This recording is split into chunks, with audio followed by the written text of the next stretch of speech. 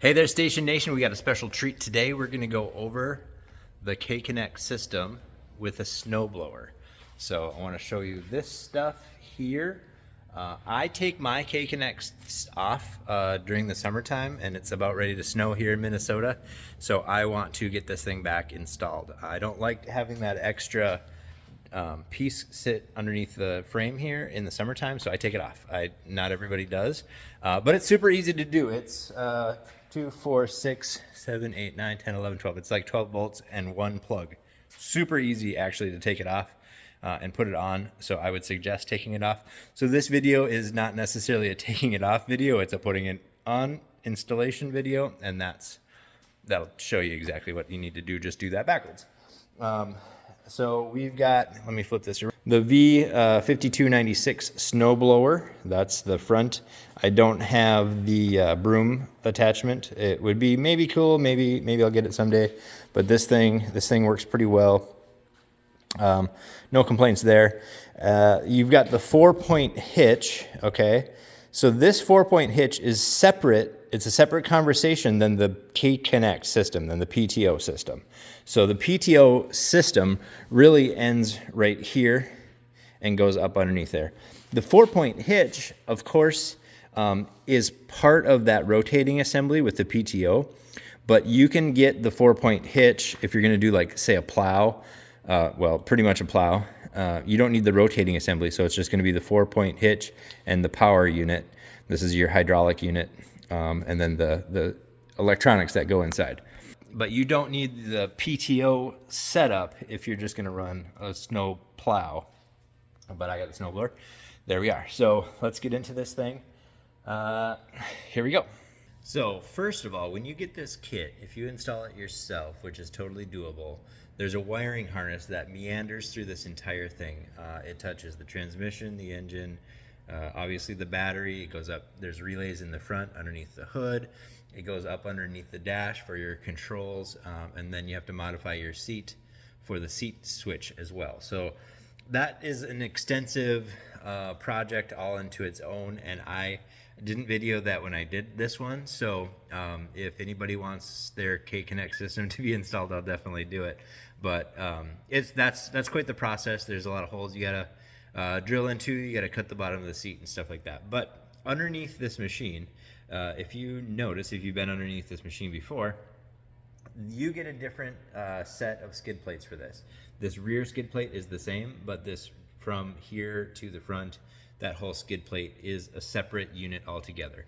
It also comes with this bracketry up here, so that's gonna hold that K-Connect system up. So that's kind of something that's different. I'm gonna go ahead and take this skid plate off, or these skid plates off, so you can see kind of what's going on underneath there.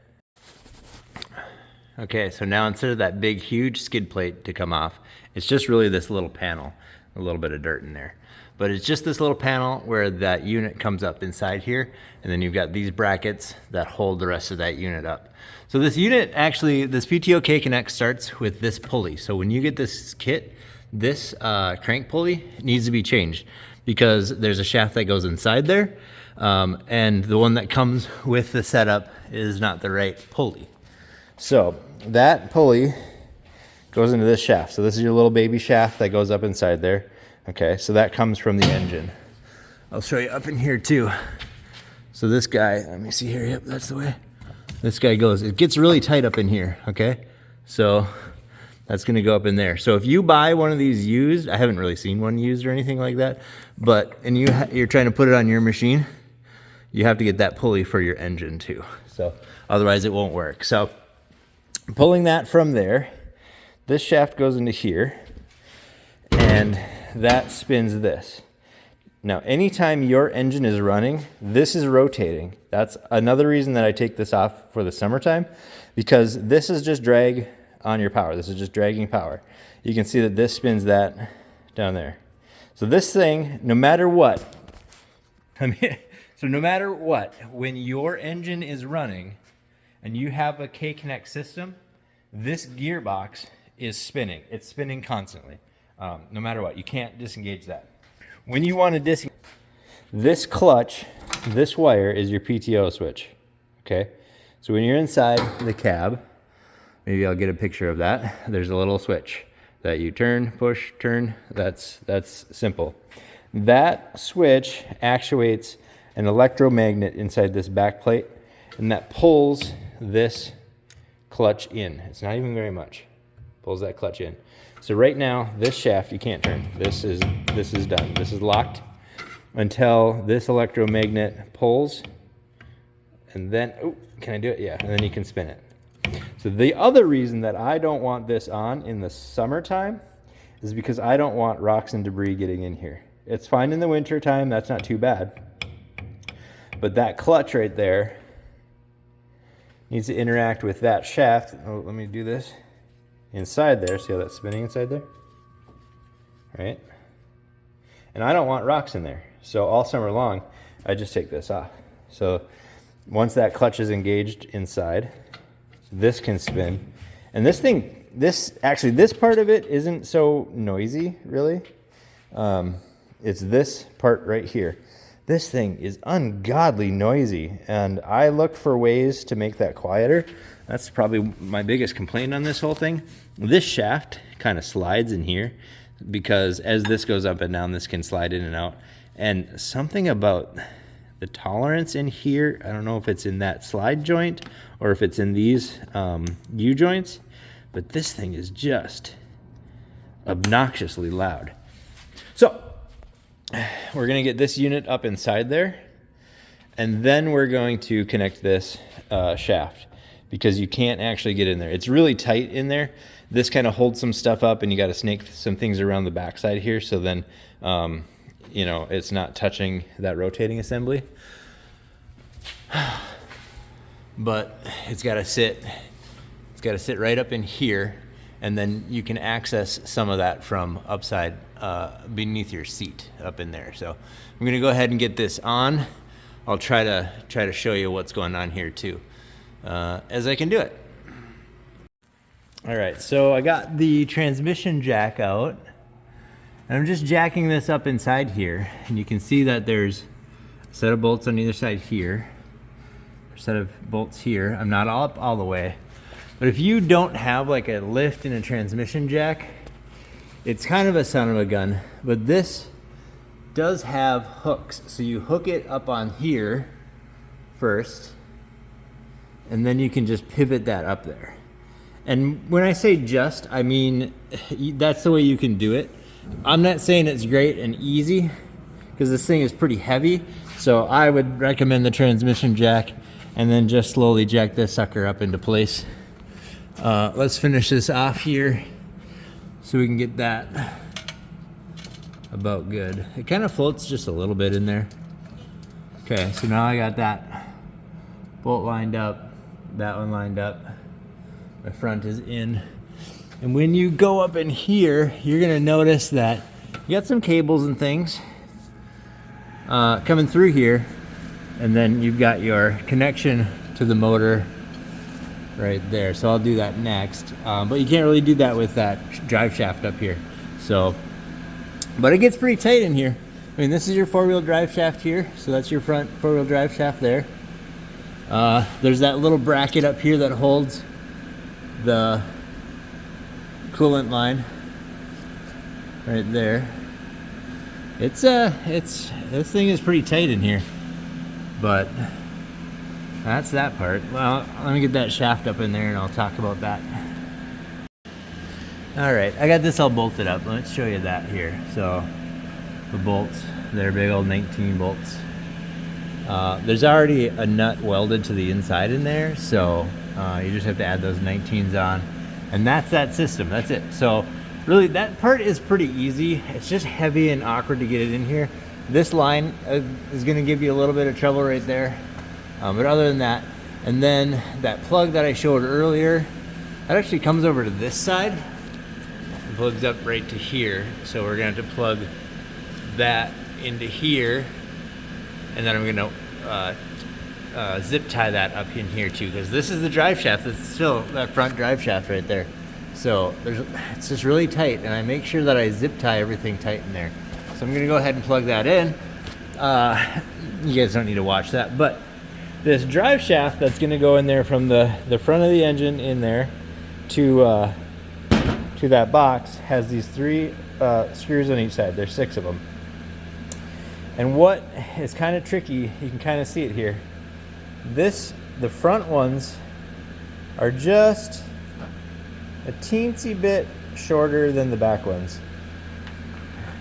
That's actually not even super easy to see there. About there.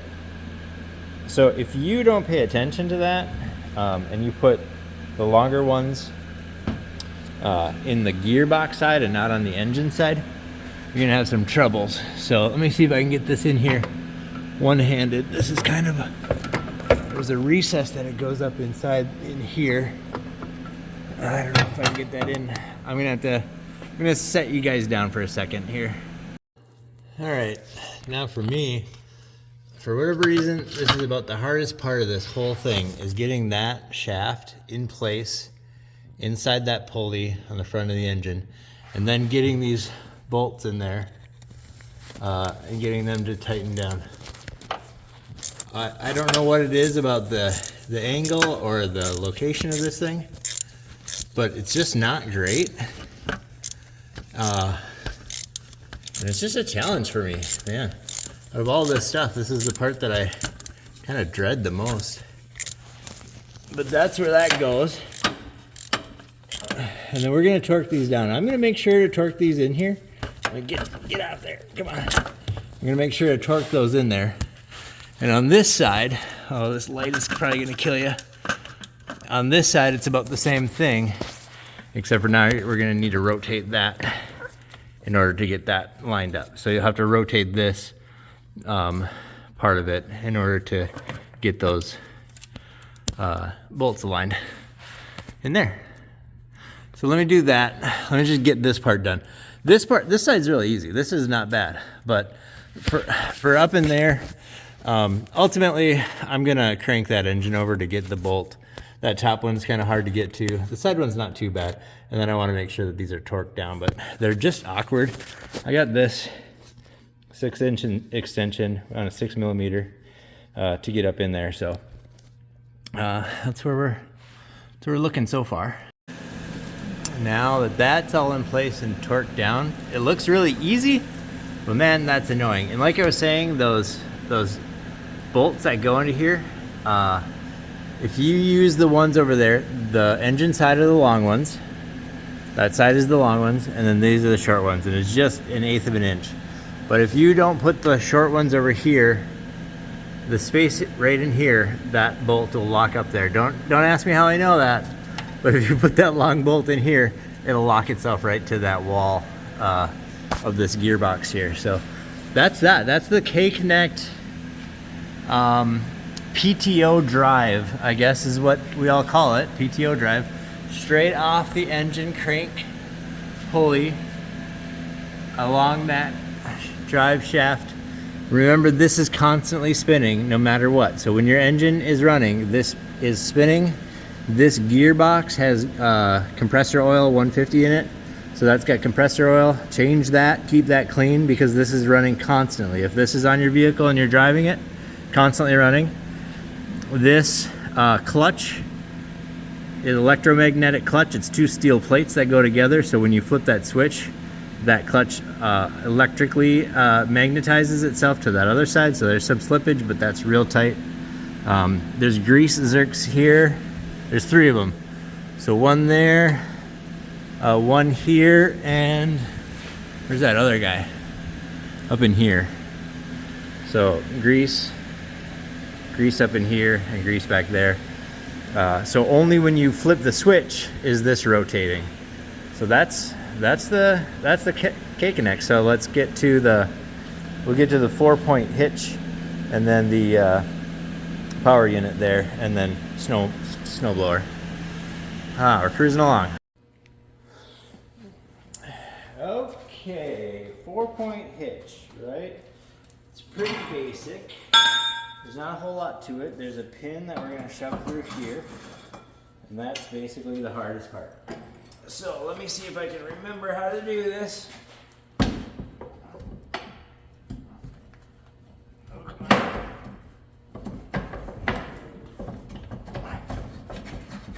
go. Not too bad. A little heavy one-handed. There we go. All right, and then connect your, this has just got a little pull spring here, kind of like an air cleaner or an air hose.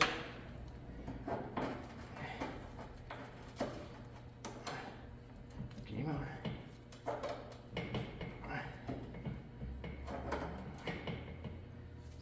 Some lines in there you gotta line up.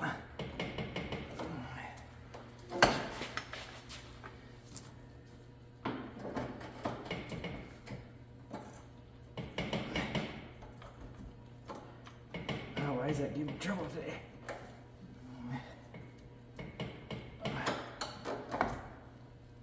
It gave me trouble once before too. There it goes. Boom. Easy peasy, right? Yeah. Not quite. Okay, so I got that on there. I'm gonna let this drop for a second because I gotta get a pin for this right here. All right, so this hydraulic ram, that's all together, and then this hydraulic ram goes right up here, and voila.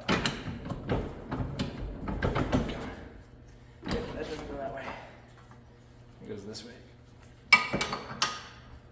Oh, real easy, Ryan. No big deal right there. There it is. So that goes in there. And then we'll just put our little cotter pin in place there that holds that together.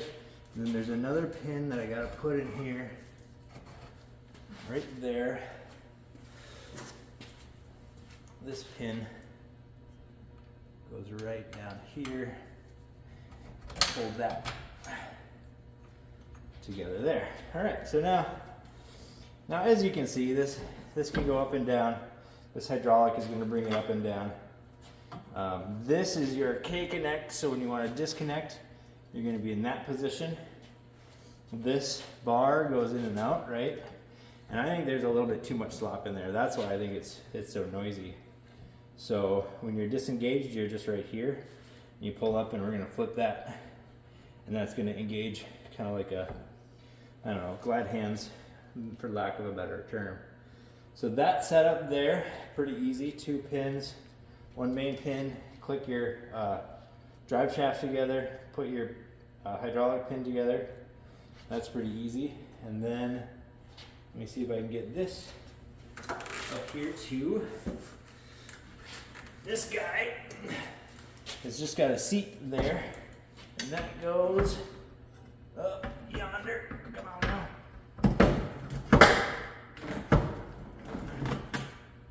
That goes about right there.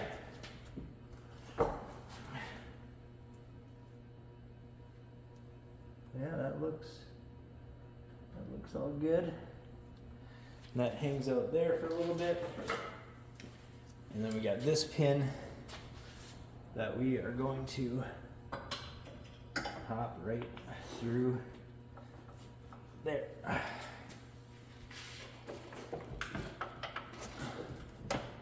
Okay. Some of these.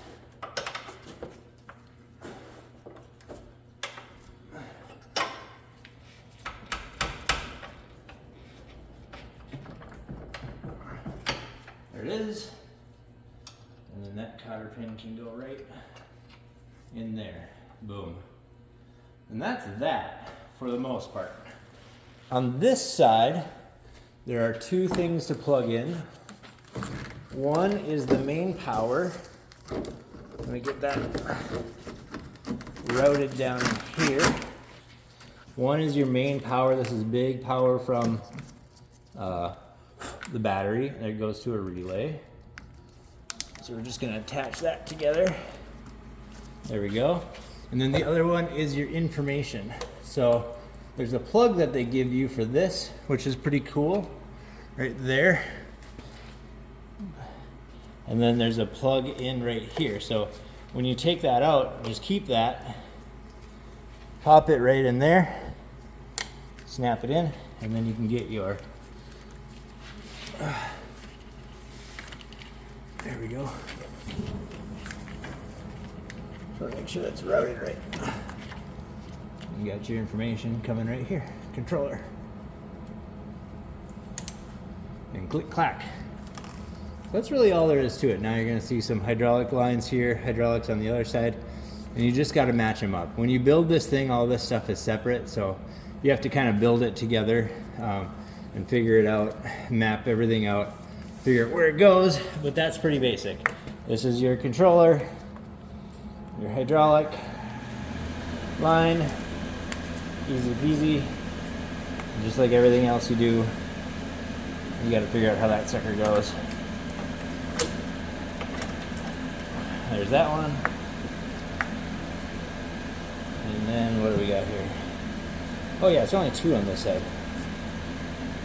This one can be covered back up. I don't have that operation. So we're gonna pop that out, come on.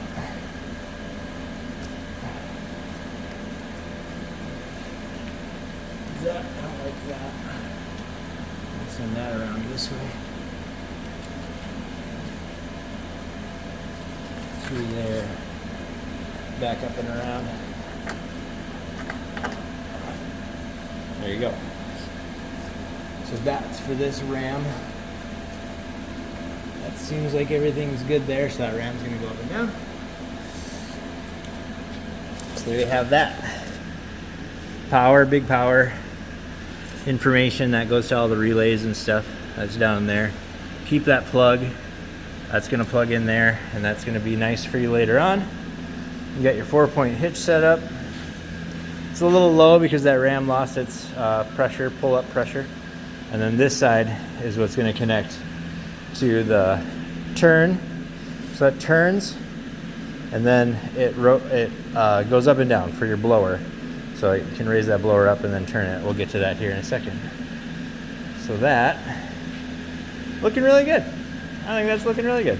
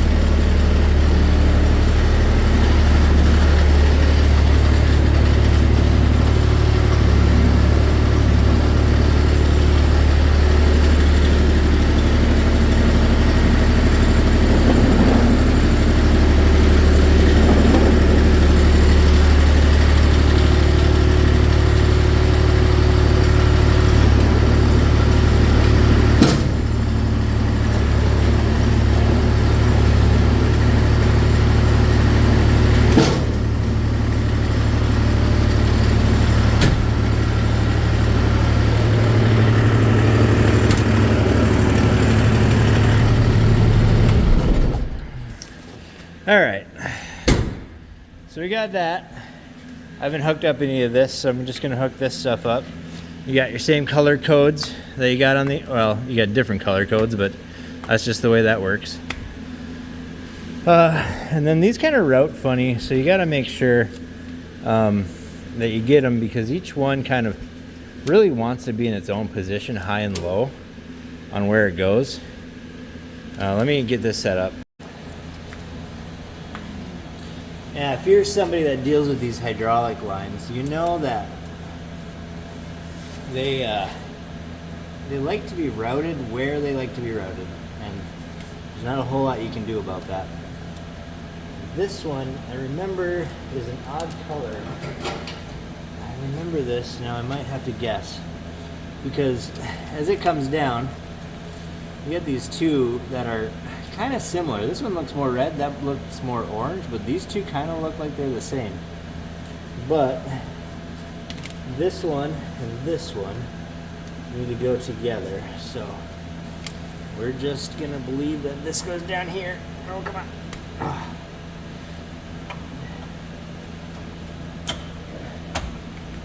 There. There. Wait, does that one go down? I think this one goes under like that.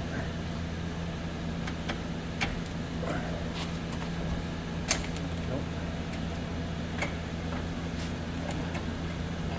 There's that one.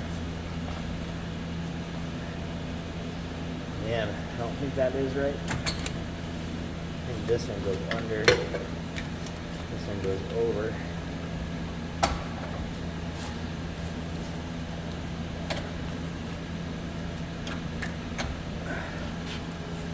Gosh, I don't like that either. Let's try this again.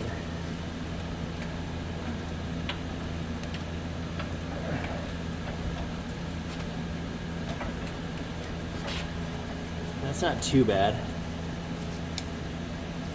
And then this guy.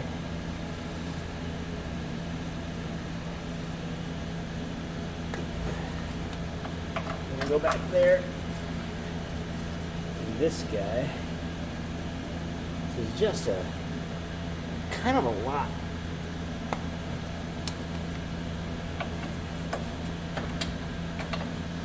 Just a lot of stuff just right there. Now something about these two seems wrong to me then. So I'm gonna run it. I'm gonna see what goes on. All right, let's see here.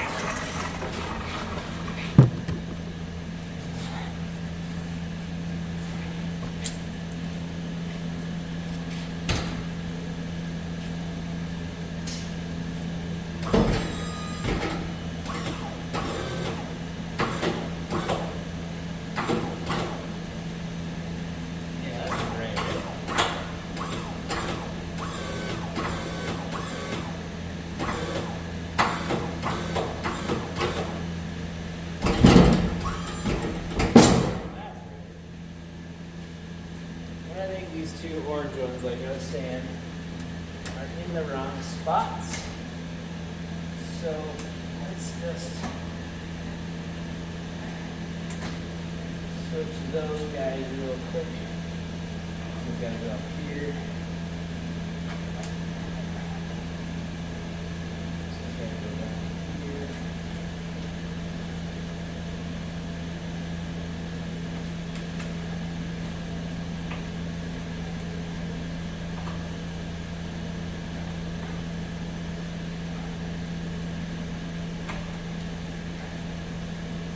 Go. This one, gotta go here. Let's try that.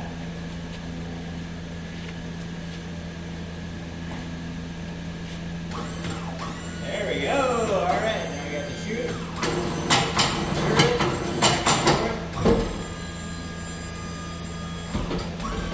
All the way up. Down.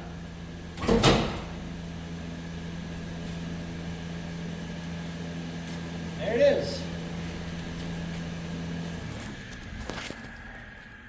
So we got that going. Now we have the snowblower on, ready for snow, and I'll probably take the snowblower off.